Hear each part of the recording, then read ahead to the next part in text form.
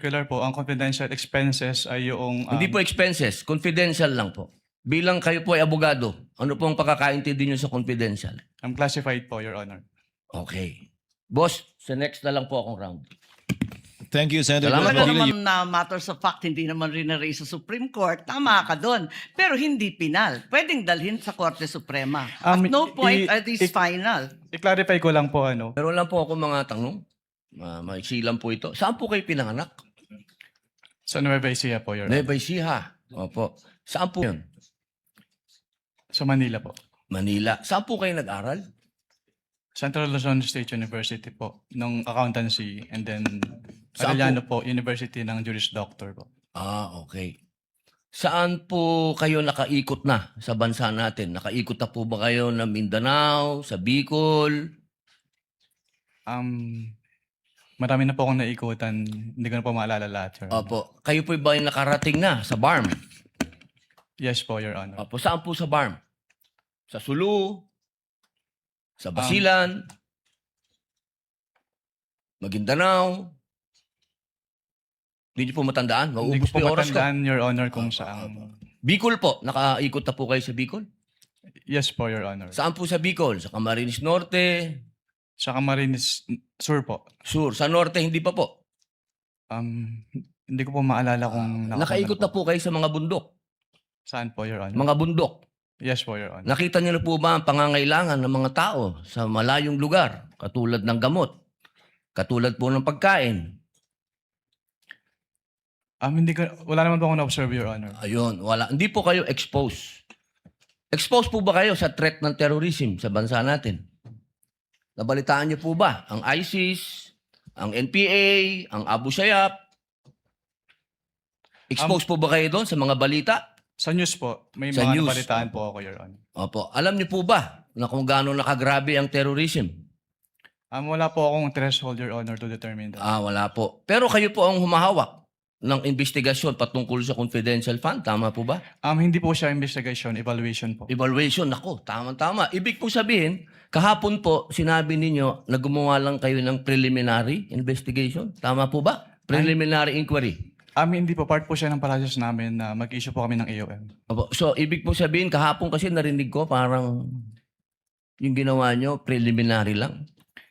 Yung AOM po, preliminary lang. Opo. Hindi po yun konklusyon. Kung ang tinutukoy niyo po ay yung...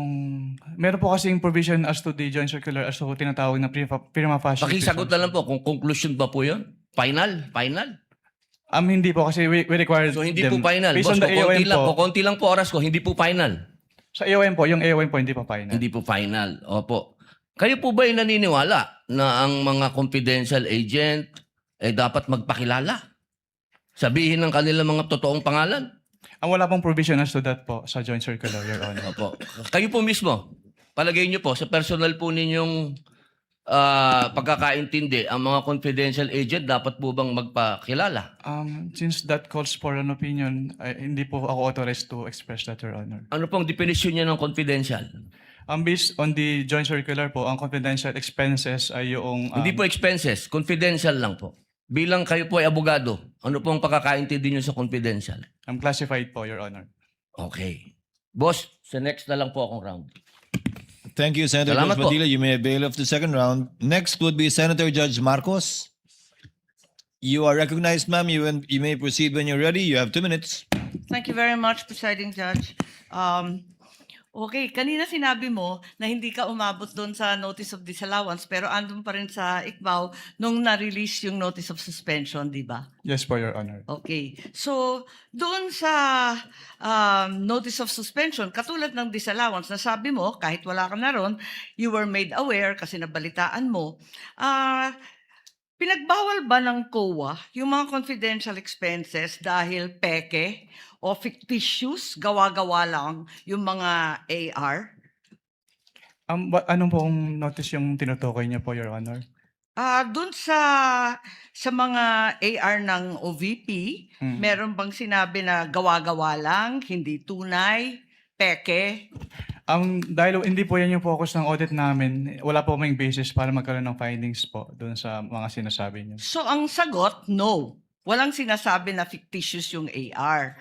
At doon sa AOM, pati sa suspension, ganun na rin sa ND, sinabi ba ng COA na yung AR and documentary evidence of payments, yung DEP, peke, falsipikado, huwad?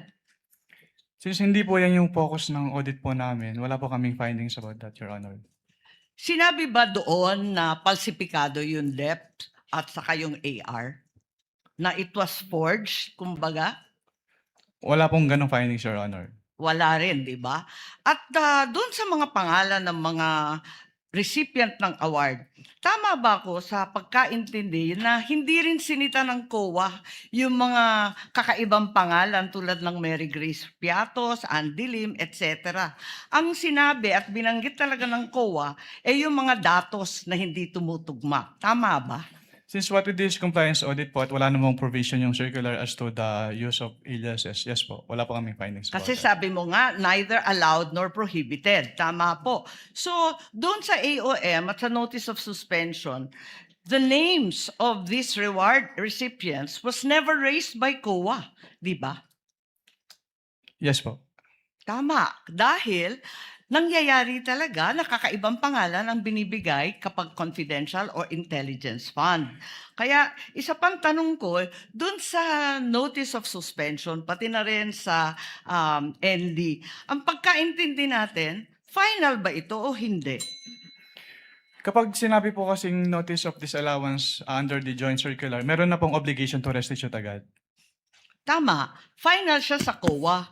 Pero kahit ang desisyon ng COA, pwedeng dalhin sa Supreme Court para maging pinal na pinal. Di po ba? I-clarify ko lang po, kapag dumating na po kasi sa Supreme Court, ang tanging ground na lang po dyan ay grave abuse of discretion amounting to lack or excess of jurisdiction. So wala na pong kinalaman po yung factual matters. Ganun nga, talaga naman na matters of fact, hindi naman rin na-raise sa Supreme Court, tama ka doon. Pero hindi pinal. Pwedeng dalhin sa Korte Suprema. At no point are these final. I-clarify ko lang po yung decision po ng COA to restitute ay hindi po apektado nung pag-file sa Supreme Court. So kahit mag-file po sila ng petition for certiorari sa Supreme Court, kailangan na po nilang ibalik kaagad. Kasi yung pendency po ng petition for certiorari, hindi po niya na-stay yung obligation to Naintindihan restitute. natin yon, pero hindi pa tapos ang kaso. Pwede pang dalhin sa Korte Suprema, hindi po ba? At saka dun sa notice of suspension, balikan ko lang, was there a finding na ginamit sa pansarili yung mga confidential funds ng OVP? That is a presumption po under joint circular. Misappropriated ba yun? Kindly wrap up. That is a presumption Judge po. Marcos. Hindi po kailangan directly sabihin kasi nagkaroon po ng presumption. Pero hindi sinabi. Sa madaling sabi, Pero dahil wala presumption talagang po siya, hindi po siya kailangan sabihin, Your Honor. Naintindihan ko, pero wala doon. Is there a COA finding na ninakaw ang confidential funds doon sa various AOMs and notice? Meron bang sinasabi doon na ninakaw? It was stolen? There is a prima facie evidence na nagamit po siya for personal use or benefit under the joint circular. Kaya nga. Kindly wrap up, Senator Judge Marcos. Yes, You're gonna bail us I round am two. done, but I have questions kung may second round. There will be a round two, and I will register you, Senator Judge Marcos. Thank you. Senator Judge Ejercito is recognized. You may proceed, sir. And when you're ready, and you have 2 minutes. Yes, thank you, Mr. Presiding Officer. Siguro dagdagan ko na lang din nun. Ito tayo tinatanong na rin yung tungkol doon sa mga paggamit ng mga alias sa ating mga senator judges. No? Dahil alam naman natin na kinakailangan din na lehitimong may pangangailangan na protektahan. No? Dahil nga confidential itong mga information. Ang sa ilalim ng Joint Circular Number 2015-0, paano dapat maprotektahan ang pagkakakilanlan ng mga confidential informant? Wala pong provision as to that, Your Honor. Kasi yung, wala po namang requirement yung circular as to the, pwede pa ulit po ng tanong, sorry. Well, yung hindi kasi parang alam naman natin, no, dahil lalo na sa mga intelligence at saka yung mga activities, mga confi, ginagamit yung mga alias, no, nabanggit nyo rin kanina. Hindi ba pwedeng gamitin na lang, halimbawa, John Doe, Jane Doe, o Juan de la Cruz kasi alam naman natin na binambibilit, reward for information na siyempre pinoproteksyonan din natin yung mga pinoproteksyon ng mga agencies yung identity no ng mga informants. Ang masasabi ko lang po, Your Honor, wala naman pong provision as to the joint circular sa use ng aliases kasi silent po yung joint circular. So tanggap 'yon. Halimbawa nakita niyong medyo parang yung mga pangalan mukhang alias lang ay tinatanggap dahil pag intelligence sa gathering. We base lang po dun sa document submitted to us. So, kung wala pong naka-indicate dun sa document submitted to us na alias po yon, hindi po namin malalaman, Your Honor. Tapos meron ding dapat may coordination paggamit ng intelligence or confidential fund. May coordination with law enforcement agencies, tama po ba? Yes po, based on the joint circular po, Your Honor. So doon po, tanong ko lang po, meron po bang o may nakita po ba kayong naganap na coordination with the agencies, no? Of course, yung PNP, PAFP, PIDEA at iba pa, NBI na ginawa ang halimbawa OVP in this case sa kanilang paggamit ng confidential funds para sa sinasabi nilang confidential programs. Based on the documents submitted po sa ICPA, wala po, Your Honor. Dahil sinasabi ng ng joint circular, kung di ako nagkakamali, na kailangan may proper coordination ang paggamit ng confidential funds with these law enforcement agencies. Yes po, based po on the joint circular, Your Honor. Isa ba ito sa mga findings ng COA sa IOM o sa audit observation memo or notice suspension or notice of disallowance na inilabas laban sa OVP, yung walang coordination? Wala po kaming naging findings about dyan, Your Honor. Last, Mr. Presiding Officer, doon sa course ng iyong audit, Mr. Attorney Wamil, did you see any evidence o may ebidensya ba kayo na si Vice President personally ang tumanggap, ang nakakuha o nagbenepisyo doon sa Confidential Intelligence Fund? Based on the documents po, wala po, Your Honor. Wala po akong personal knowledge about that po. So para sa record, for the record, just last point, Mr. Presiding Officer, sa pagkakaroon o kawalan ng ebidensyang nagpakita ng personal na pagtamanggap na kinabang ba ang isang opisyal ng pamahalaan sa pondong bayan ay sapat na? O upang matukoy kung may umiiral na pananagutang administratibo, sibil o kriminal? Under the joint circular po kasi, since si OBP po, si head of the agency po yung may responsibility to oversee kung paano gamitin yung confidential fund and to ensure yung compliance nila dun sa joint circular, then the accountable person din po si head of the agency, Your Honor. So last question, Kindly wind up. Mr. President. Upang maging malinaw ang inyong testimonya nang sabihin ninyong wala kayong nakitang ebidensya na ang pangalawang Pangulo mismo ang tumanggap, nagpanatili o nakinabang sa confidential intelligence, inilahad lamang ba ninyo ang inyong audit findings at hindi kayo nagbibigay ng legal na konklusyon hinggil sa pagkakaroon ng kawalan ng pananagutan?